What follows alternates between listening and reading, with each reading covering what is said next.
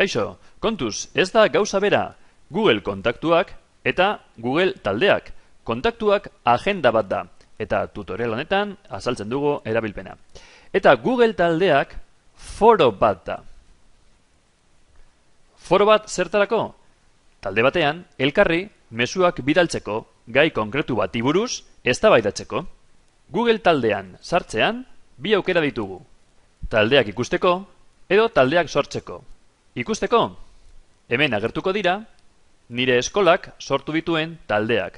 Sartzeko batean irekita baldin badago, klikatu, eta unirme al grupo.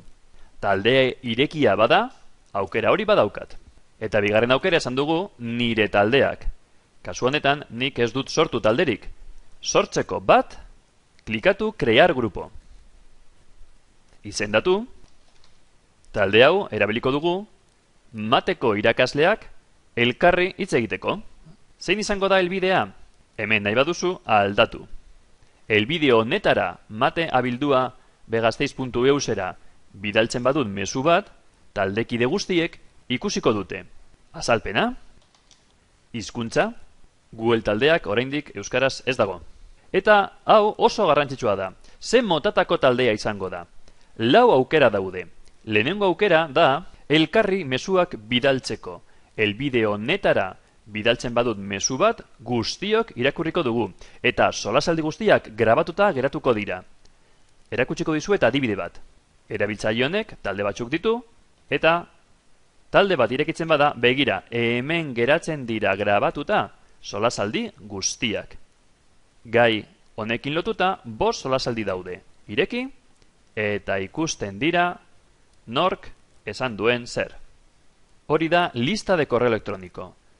Foro web eta foro de preguntas y respuestas da solasaldiak sortzeko.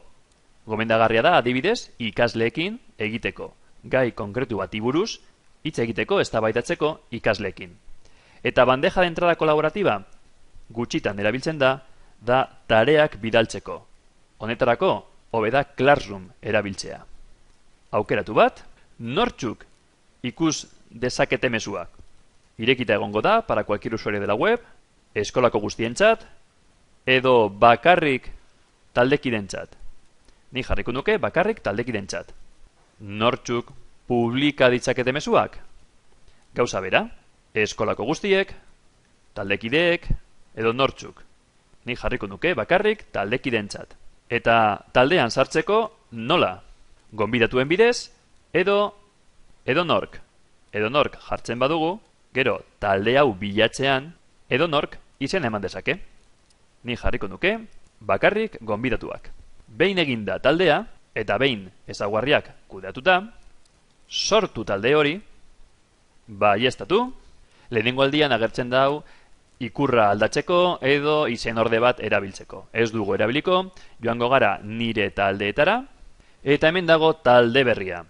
Klaro, ni bakarrik nago talde honetan.